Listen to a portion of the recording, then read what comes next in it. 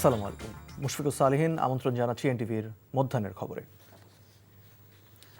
প্রধানমন্ত্রী তারেক রহমানের সভাপতিত্বে সচিবালয়ে তার কার্যালয়ে অনুষ্ঠিত হচ্ছে জাতীয় অর্থনৈতিক পরিষদের নির্বাহী কমিটি একনেকের সভা। বিএনপির নবগঠিত সরকারের এটিই প্রথম একনেক সভা। আজকের একনেক সভায় প্রায় 12,000 কোটি টাকা ব্যয়ে 18টি প্রকল্প অনুমোদনের জন্য তোলা হচ্ছে বলে জানা গেছে। এর মধ্যে 9টি নতুন এবং বাকিগুলো সংশোধিত বা সময় বৃদ্ধির প্রকল্প। ঢাকা ও চট্টগ্রাম সিটি কর্পোরেশনের অবকাঠামো উন্নয়ন, ঢাকার জরুরি পানি সরবরাহ, সাভার সেনানিবাসে ব্যারাক নির্মাণ, 8টি বিভাগে ডায়াগনস্টিক সেন্টার স্থাপন, গোপালগঞ্জ ডেন্টাল কলেজ ও সচিবালয়ে নতুন ভবন নির্মাণ প্রকল্প গুরুত্ব পাচ্ছে। সরকারের নতুন পরিকল্পনায় উন্নয়ন প্রকল্প বাস্তবায়নে আনা হয়েছে বড় পরিবর্তন। কম গুরুত্বপূর্ণ নতুন প্রকল্পের বদলে চলমান প্রকল্প দ্রুত শেষ করতেই দেয়া হচ্ছে সর্বোচ্চ গুরুত্ব। স্বচ্ছতা নিশ্চিত করা, নির্ধারিত সময়ে কাজ শেষ করা এবং প্রান্তিক মানুষের কাছে উন্নয়নের সুফল পৌঁছে দেওয়াই হবে সরকারের জন্য অগ্রাধিকার। এছাড়া পরিকল্পনা কমিশন জানিয়েছে, নির্ধারিত সময়ের মধ্যে কোনো প্রকল্প শেষ না হলে বন্ধ হয়ে যেতে পারে তার অর্থায়ন। এজন্য চালু করা হচ্ছে কঠোর মনিটরিং ব্যবস্থা। সচিবালয়ে জাতীয় অর্থনৈতিক পরিষদের নির্বাহী কমিটি একনেকের বৈঠক শুরু হয়েছে। এই মুহূর্তে সেখানে আছেন স্পেশাল করেসপন্ডেন্ট হাসান মাহমুদ, সরাসরি যুক্ত হচ্ছেন তিনি। হাসান, একনেক বৈঠকের আজকের এজেন্ডা সম্পর্কে কি জানতে পেরেছেন? আসলে একনেক সভা, যেটি জাতীয় নির্বাহী কমিটির অর্থনৈতিক বিষয়ক নির্বাহী কমিটি পরিষদের যে সভা, সেটি অনুষ্ঠিত হচ্ছে প্রধানমন্ত্রী তারেক রহমানের সভাপতিত্বে এবং এটি সচিবালয়ে তার যে দপ্তর আছে সেখানে অনুষ্ঠিত হচ্ছে। সাধারণত এটি অর্থনৈতিক পরিষদে অনুষ্ঠিত হয়ে থাকলেও নানান, যেহেতু তারেক রহমান এখানে অফিস করছেন এবং এখানেই এটি অনুষ্ঠিত হচ্ছে বিভিন্ন সময়, বিশেষ করে যে জ্বালানি সংকট উদ্ভূত, সেই কারণে সবাইকে এখানে ডাকা হয়েছে। এই কারণে যে আবার সবাই বিশেষ করে আগারগাঁয়ে যাওয়ার বিষয়টি পরিহার করা হয়েছে এবং এই সভাতে মূলত প্রথম যে সভা, সেটিতে 17টি, আপনি জানেন যে 17টি প্রকল্প অনুমোদনের বিষয়ে আলোচনা হচ্ছে, এমনটা আমরা জানতে পেরেছি। তার মধ্যে ঢাকা এবং চট্টগ্রাম সিটি কর্পোরেশনের যে উন্নয়ন, সে বিষয়টি রয়েছে। এই যে আমরা সচিবালয়ে দাঁড়িয়ে আছি, এটির অবকাঠামোগত উন্নয়নের বিষয়টিও এই 17টি প্রকল্পের ভিতরে অন্তর্ভুক্ত রয়েছে এবং একনেকে কিন্তু আমরা যেখানে দাঁড়িয়ে আছি তার সামনে দিয়ে কিন্তু একনেকে অংশগ্রহণের জন্য সংশ্লিষ্ট মন্ত্রীরা কিন্তু প্রবেশ করেছেন, আমরা দেখেছি। এবং সেখান থেকে অর্থনৈতিক পরিষদের এই বৈঠক শেষে, একনেকের সভা শেষ হলে আমাদেরকে হয়তো এই বিষয়ে আরও স্পষ্ট করবেন সরকারের পক্ষ থেকে। সরকারের হয়তো মন্ত্রিপরিষদ সচিব হয়তো ব্রিফ করবেন, অথবা যদি মন্ত্রীরা ব্রিফ করেন সেটিও আমরা জানিয়ে দিতে পারবো। এছাড়া প্রধানমন্ত্রী তারেক রহমান আসলে আজকে কার্যালয়ে, তার এই সচিবালয় কার্যালয়ে আসার পরে প্রথম যে বৈঠকটি অনুষ্ঠিত হয়েছে সেটি হচ্ছে ভারতের হাই কমিশনার প্রণয় ভার্মার সাথে এবং দু নেতার মধ্যে আসলে সম্পর্ক উন্নয়ন, ভারত বাংলাদেশের যে অতীতের তিক্ত সম্পর্ক, সেটা মুছে সম্পর্ক উন্নয়নের বিষয়ে আলোচনা হয়েছে। এবং কাল আসলে ভারত সফরে যাচ্ছেন পররাষ্ট্রমন্ত্রী এবং পররাষ্ট্র উপদেষ্টা, সে বিষয়ে ভারতের সাথে নতুন সম্পর্ক উন্নয়নের বিষয়ে আলোচনা হয়েছে। এছাড়াও প্রধানমন্ত্রী আরও বেশ কয়েকটি কর্মসূচি রয়েছে এবং এরপরে প্রধানমন্ত্রী এখান থেকে সংসদ অধিবেশনে যোগ দেবেন। জানছিলাম প্রধানমন্ত্রীর সভাপতিত্বে একনেক বৈঠকের খবর। প্রধানমন্ত্রী তারেক রহমানের সাথে সৌজন্য সাক্ষাৎ করেছেন ঢাকায় নিযুক্ত ভারতের হাইকমিশনার প্রণয় ভার্মা।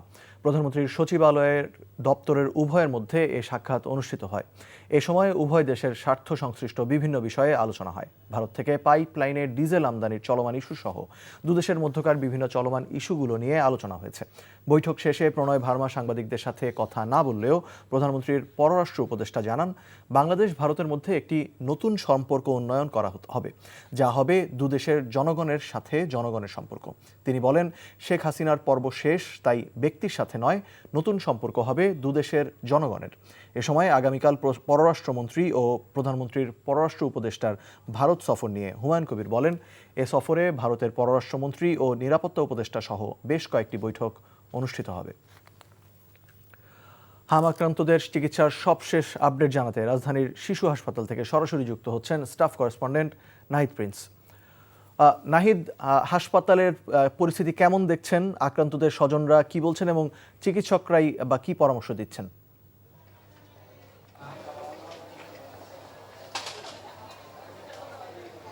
হাসপাতালে রোগীর সংখ্যা অনেকটাই বেশি। প্রতিদিন গড়ে 15 থেকে 20 শিশু এই বাংলাদেশ শিশু হাসপাতালে ভর্তি হচ্ছে।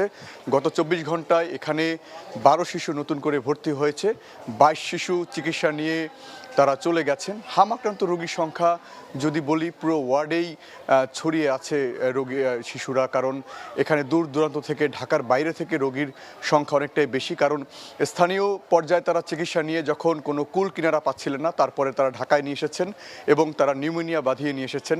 একদম হাম পরবর্তী যে ধাপগুলো রয়েছে, খিঁচুনি, নিউমোনিয়া, সেই আক্রান্ত শিশুরাই কিন্তু বেশি এই হাসপাতালগুলোতে। তাই চিকিৎসকরা বলছেন যে তাদেরও হিমশিম খেতে হচ্ছে, কারণ এত যে চাপ রোগীদের এবং স্বজনদের যে চাপ, সেটি কিন্তু অনেকটাই বেশি। কারণ এই যে তীব্র গরম, সেই গরমের কারণে যে প্রথমে জ্বর, তারপরে অ্যালার্জি, এখন গরমের কারণে কিন্তু অ্যালার্জিও হচ্ছে, তাই র্যাশও উঠছে শরীরে। তাই অভিভাবকরা আসলে বুঝতে পারছে না যে এটি আসলে হাম সংক্রান্ত কিনা, তাই আসলে সেটি নির্ণয় করাটাও অনেকটা কঠিন হয়ে গেছে। তারপর যখন খিঁচুনি, নিউমোনিয়া শুরু হয়, তারপর কিন্তু এই হাসপাতালগুলোতে তারা নিয়ে আসে। তাই আসলে চাপটা অনেকটাই বেশি। বাইরেও দেখেছি জরুরি বিভাগের সামনে হাম আক্রান্ত রোগীর অভিভাবকরা তারা অপেক্ষা করছে যে ওয়ার্ড বা কোনো কেবিন পায় কিনা, এই জন্য। তো এই ছিল আমার কাছে রাজধানীর শিশু হাসপাতাল থেকে সবশেষ। জানছিলাম হাম চিকিৎসার সবশেষ খবর। ভারতীয় কট্টর হিন্দুত্ববাদী সংগঠন ইসকনকে প্রতিষ্ঠিত করার সব রকম আয়োজন করে গেছেন পতিত স্বৈরাচার শেখ হাসিনা। আওয়ামী লীগ সরকারের সময়ে শুধুমাত্র ঢাকাতেই সংগঠনটি বরাদ্দ পেয়েছে 150 কাঠার প্লট। এনটিভির অনুসন্ধানে বেরিয়ে এসেছে কিভাবে সরকারি পৃষ্ঠপোষকতায় কট্টর সংগঠনটিকে জমি বরাদ্দ দেওয়া হয়েছিল। এমন স্বেচ্ছাচারিতার মাধ্যমে আওয়ামী সরকারের প্রচ্ছন্ন মদদে কট্টর সংগঠনটি মূলধারায় এসেছে দাবি বিশ্লেষকদের। নাজিবুর রহমানের রিপোর্ট, ছবি তুলেছেন জহিরুল ইসলাম। পূর্বাচল নতুন শহরের ২৬ নম্বর সেক্টরের প্রায় ১.৩৯ একরের বিশাল এই জমিটি নামমাত্র মূল্যে হিন্দুদের ধর্মীয় সংগঠন ইসকনকে বরাদ্দ দিয়ে গেছে তৎকালীন আওয়ামী লীগ সরকার। নগরীর দুটি গুরুত্বপূর্ণ এলাকায় ইসকন বরাদ্দ পেয়েছে প্রায় কয়েকশো কোটি টাকার জমি। প্রশ্ন উঠেছে, এত পরিমাণ জমি কোন বিবেচনায় বরাদ্দ দেওয়া হয়েছে? নাগরী ইউনিয়ন সহ প্রায় ৭টি গ্রামের হিন্দু সম্প্রদায়ের শত শত পরিবার দীর্ঘদিন এই অঞ্চলে বসবাস করছে। দীর্ঘদিনের ধর্মীয় আচার পালনের প্রতিষ্ঠান ছাড়াও মাথা গোজার শেষ ঠাঁইটুকু বিলীন হয়েছে এই প্রকল্পে। সনাতনী এই হিন্দু সম্প্রদায় বারবার আবেদন করেও বরাদ্দ পায়নি ধর্মীয় প্রতিষ্ঠানের জন্য কোনো সরকারি জমি। বড় বড় মন্ত্রী মিনিস্টার দিয়ে ফোন দেওয়া হয়তো আওয়ামী লীগের সময়, তখন মনে করেন যে আমরা পারি নাই, আমাকে কোনো লোক নাই, তখন ওরা আমরা এইভাবে বরাদ্দরা জোরবুত নিয়ে গেছে। ইসকনের কোনো এখানে আমরা চাই না, ইসকন চাই না আমরা। তখন আপনার আওয়ামী লীগের কিছু প্রভাবশালী লোক ছিল যারা ওনাদের টাকা পয়সা খাওয়ায়া ইসকনের পক্ষে বেশিরভাগ কাজকর্মগুলো আগায় নেওয়ার চেষ্টা করছে ইসকন।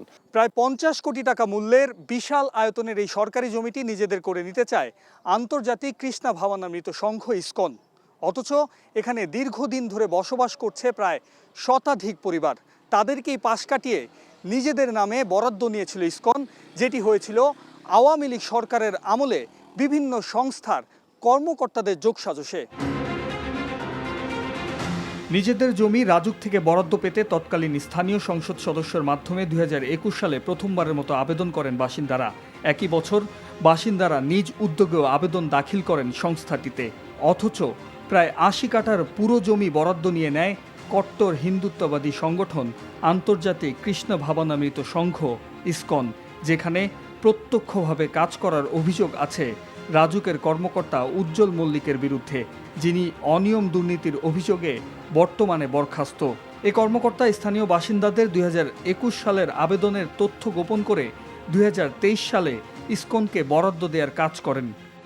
শুধু পূর্বাচলই নয়, উত্তরার লেক ঘেঁষা ৩৫ কাঠার এ জমিটিও মন্দির করার শর্তে বরাদ্দ পেয়েছে ইসকন। ২০২৩ সালে পূর্বাচলে জমি বরাদ্দ পাওয়ার আগে ২০১৩ সালে ৩৫ কাঠার এই জমিটি বরাদ্দ পায় ইসকন, যার বাজার মূল্য হতে পারে প্রায় ৭ কোটি টাকারও বেশি। আইন অনুযায়ী রাজুক এক ব্যক্তি বা প্রতিষ্ঠানকে নিজেদের প্রকল্পের একাধিক বরাদ্দ দিতে পারে না, কিন্তু ইসকনকে দেয়া প্লট বরাদ্দে সে সকল নিয়ম নীতির তোয়াক্কাই করেনি সরকারি সংস্থাটি। একটা এলাকাতে একটা নির্দিষ্ট সম্প্রদায় দীর্ঘদিন ধরে থাকার পরে সে এলাকায় তাদেরকে না দিয়ে অন্য আরেকটা সংঘকে দেয়া, এটা কিন্তু রাজুকের যে নীতিমালা এবং যে প্ল্যানিংয়ের যে নর্মস এবং যে এথিক্স, সেটার সাথে সাংঘর্ষিক। অবশ্যই সেই সময়ের যে সরকার ছিল তৎকালীন আওয়ামী লীগ সরকার, তার তো অবশ্যই একটা চাপ ছিল।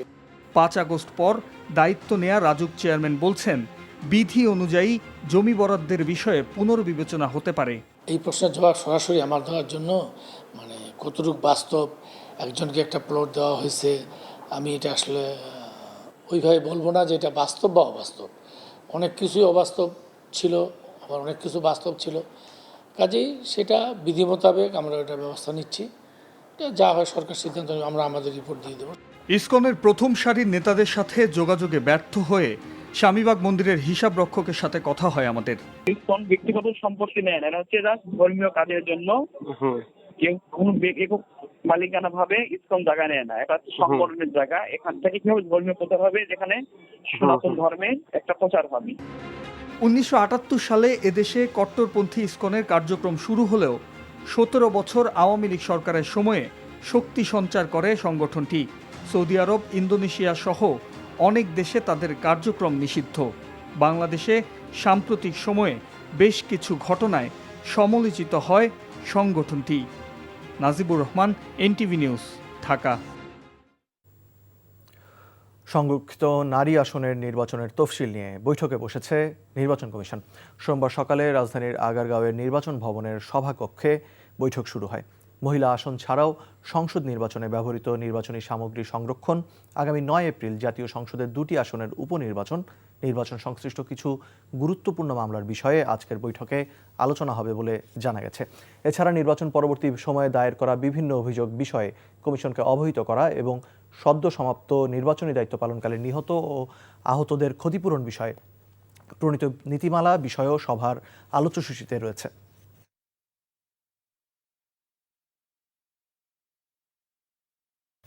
রাজধানীর পেট্রোল পাম্পগুলোতে জ্বালানি তেলের জন্য দীর্ঘ অপেক্ষায় গ্রাহকরা। ঘন্টার পর ঘন্টা লাইনে দাঁড়িয়ে তেল নিতে হচ্ছে তাদের। এতে চরম ভোগান্তিতে পড়তে হচ্ছে পরিবহন চালকদের। তাদের অভিযোগ, ঘন্টার পর ঘন্টা লাইনে দাঁড়িয়েও অনেক সময় তেল পাওয়া যাচ্ছে না। এতে করে তাদের দৈনন্দিন আয় কমে যাচ্ছে এবং যাত্রী পরিবহনেও বিঘ্ন ঘটছে। ভোগান্তিতে পড়েছেন মোটরসাইকেল চালকরা।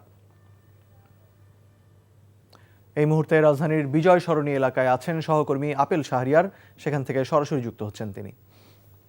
আপেল, পেট্রোল পাম্পের আজকের পরিস্থিতি কেমন দেখছেন এবং সেখানে যারা জ্বালানি সংগ্রহ করতে আসছেন সেই লাইনটা আসলে এখন কি অবস্থা দেখছেন? এই ছিল মধ্যাহ্নের খবরে। এই খবরের ভিডিও সহ আপডেট জানতে ভিজিট করুন এনটিভি অনলাইন www.ntvbd.com। এছাড়াও এনটিভির জনপ্রিয় সব অনুষ্ঠান ও খবরের আপডেট জানতে ভিজিট করুন আমাদের ইউটিউব ও ভেরিফাইড ফেসবুক পেজ।